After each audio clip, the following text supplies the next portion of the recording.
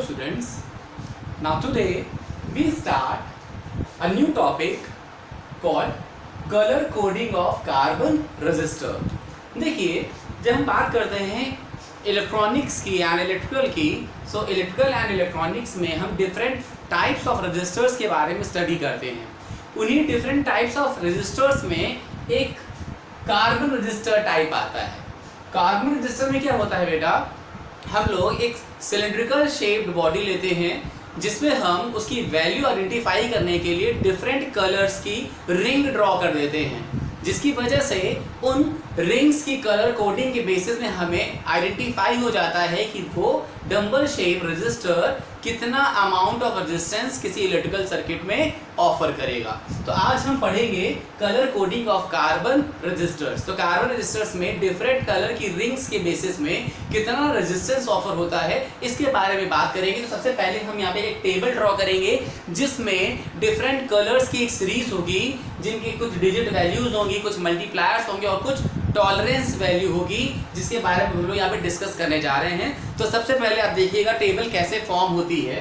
तो सबसे पहले जब टेबल में फॉर्म करनी होती है, so we have 4 columns.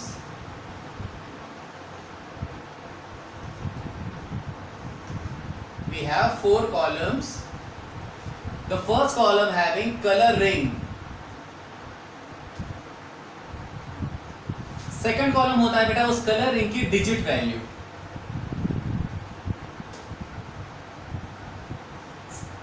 Third column होता है बेटा हमारा मल्टीप्लायर, मतलब किस वैल्यू से मल्टीप्लाई करेंगे। एंड फोर्थ कॉलम जो होगा बेटा वो होगा हमारा टॉलरेंस। टॉलरेंस का मतलब वो रजिस्टर जो रेजिस्टिव एलिमेंट हमने यहाँ पे ड्रॉ किया है, बनाया है, कंस्ट्रक्ट किया है, वो कितना टॉलरेंस शो करेगा। दैट मींस उसकी वैल्यू कितनी अप एंड डाउन हो सकती है, कितनी वैल्यू कम या ज़्यादा वो ऑफर कर सकता है। तो अब बेटा कलर रिंग की सीरीज क्या होगी, सीक्वेंस क्या होगा, उसको याद करने का यहाँ पे एक मेथड है। वो मेथड होता है बेटा, यहाँ पे बोलते हैं उसको हम लोग B Roy, great Britain, very good wife, then gold, silver and no colour. एक बार फिर से मैं इसको बोलूंगा क्या क्या किस तरह से बोलते हैं इसको। B Roy, G stand for great Britain, very good wife. कुछ इस तरीके से इसको इंटरनेशनली इंट्रोड्यूस किया गया है याद रखने के तरीके के लिए। अब इसका मतलब क्या होता है, this first B stand for black, second for brown, red, orange, yellow, green, blue, violet, grey, white. So ये है हमारे कलर का सीक्वेंस। याद करने का तरीका क्या था, याद करने का तरीका था बेटा, फिर से मैं इसको साइड में लिख दे रहा हूं ताकि आपको ये चीज याद रहे। That is simply B Roy, great Britain, very good wife. ये वाइट तक के लिए कहा गया है।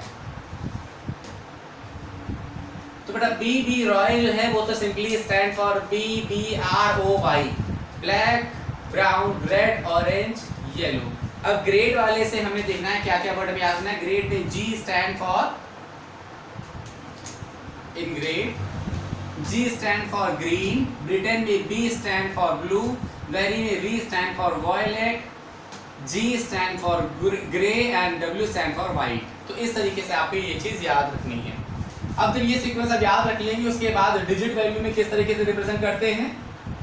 तो डिजिट वैल्यू में रिप्रेजेंट करने का तरीका होता है बेटा, जो भी आपने कलर सीक्वेंस बनाया है यहाँ पर, उन कलर सीक्वेंस के फ्रंट में उनकी डिजिट वैल्यू प्लेस कर देंगे। सो ब्लैक के आगे जो है बेटा हमारा वो 0, ब्राउन के आगे 1, रेड के आगे 2, ऑरेंज के आगे 3, yellow 4, green 5, blue 6, violet 7, grey 8, white 9। Gold, silver और नो कलर के लिए यहाँ पे कोई डिजिट वैल्यू नहीं होती बेटा। मल्टीप्लायर की बेसिस बात करें तो बेटा मल्टीप्लायर यहाँ पे होता है बेस 10 का। 10 के बेस में यहाँ पर पूरे मल्टीप्लायर आएंगे, मगर उन 10 की जो ऑर्डर होगी वो किस तरीके से आएगी? फॉर द ब्लैक जो डिजिट वैल्यू थी वो यहाँ पर ऑर्डर वैल्यू हो जाती है 10 की पावर 0।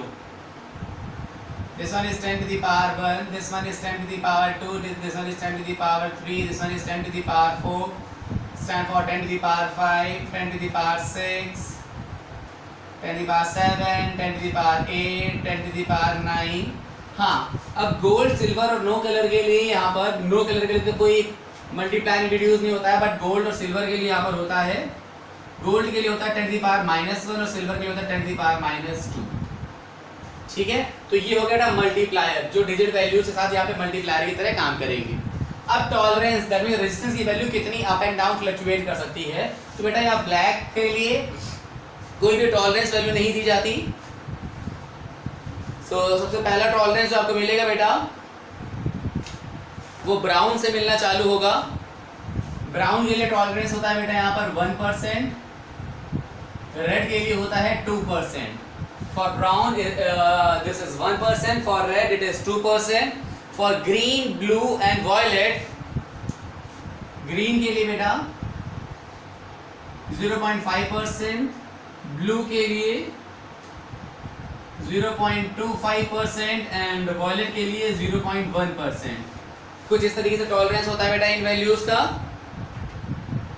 और इसके बाद gold, silver and no colour.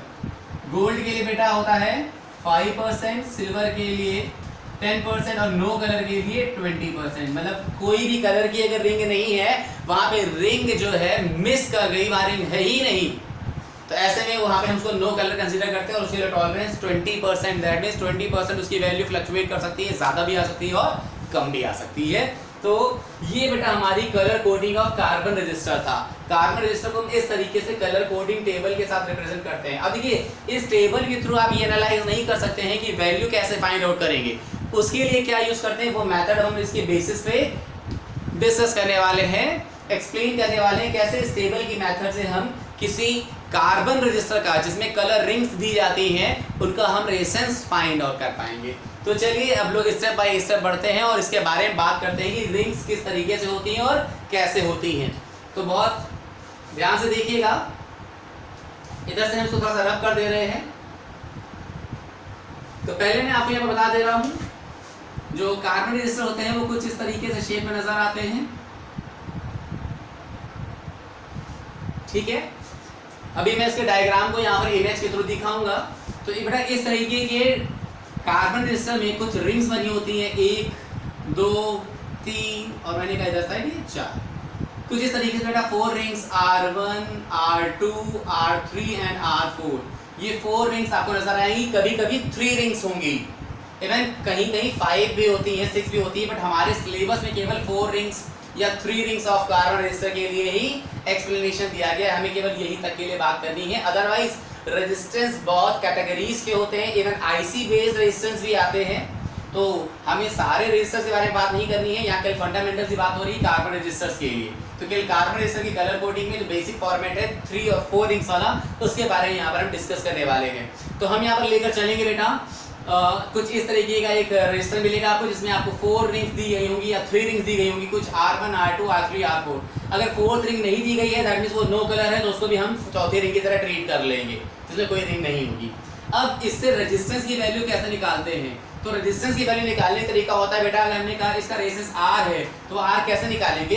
तो बेटा इसमें जो पहली और दूसरी रिंग दी जाती है वो हमारी डिजिट वैल्यू प्रोवाइड करती है। तो ये R1 और R2 ये हमारी डिजिट वैल्यू होगी, इनको एज इट इज इनकी वैल्यू यहाँ पर पुट कर देंगे। रिंग 1 का जो भी कलर होगा, मैंने कहा पहले फॉर एग्जांपल अगर पहली रिंग रेड है, दूसरी रिंग जो है वो ग्रीन है, तो क्या करेंगे, रेड की डिजिट वैल्यू क्या है 2, ग्रीन की डिजिट वैल्यू क्या है 5। तो पहले हम 2 देन हम 5 को 2 और 5 कितना हो गया 25 यहाँ पर पुट कर देंगे। देन हमारी R3 रिंग आती है, R3 रिंग होती है हमारी मल्टीप्लायर, तो मल्टीप्लायर की तरह इसको इस तरह से प्लेस कर देंगे इनटू R3। अब अगर मैंने कहा 3rd रिंग जो यहाँ पर आ रही थी वो थी हमारी वॉयलेट, तो वॉयलेट के लिए हम R3 को क्या करेंगे, R3 की जगह हम क्या कर देंगे 10 to the power 7 पुट कर देंगे। अब R4 जो है बेटा वो है हमारा टॉलरेंस बताता है रेजिस्टेंस की वैल्यू इतनी बढ़ भी सकती है और इतनी कम भी हो सकती है। तो इसको हम प्लस माइनस जो भी टॉलरेंस दिया गया, अगर मैंने कहा कि हमारे पास गोल्ड रिंग आ रही है तो हम क्या कर देंगे, यहाँ पर लिख देंगे 5%। तो बेटा ये देखिए R4 इन परसेंटेज, तो अगर ये गोल्ड है तो 5% हो जाएगा, अगर ये सिल्वर होती तो ये 10% होता, कोई रिंग ना होती तो 20% हो जाता। इस तरीके से बेटा हम रेजिस्टेंस को कार्बन रेजिस्टेंस को कलर कोडिंग के मेथड से फाइंड आउट करते हैं। आई होप कि आपको ये बात समझ में आ गई होगी। एक काम करेंगे बेटा, यहाँ पर अब इस टेबल को अपने पास रखिएगा, इसको प्रिपेयर करिएगा। अब इसके बेसिस पे हम यहाँ पे कुछ डिफरेंट रेजिस्टेंस की वैल्यू फाइंड आउट करने जा रहे हैं, तो बहुत ध्यान से देखिएगा और समझने की कोशिश करिएगा। इसको थोड़ा सा रब कर दे रहे हैं, जरा ध्यान दीजिएगा। या फिर हाँ चलिए इसको मैं रब कर देता हूँ थोड़ा सा। ये टेबल आपको थोड़ा सा साइड में नजर आती रहेगी।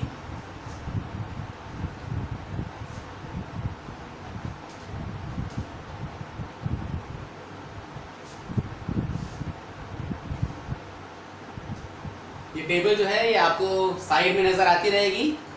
हम इसकी वैल्यू उसी से उठाकर उसमें पुट करते जाएंगे। तो फॉर एग्जांपल मैंने पहला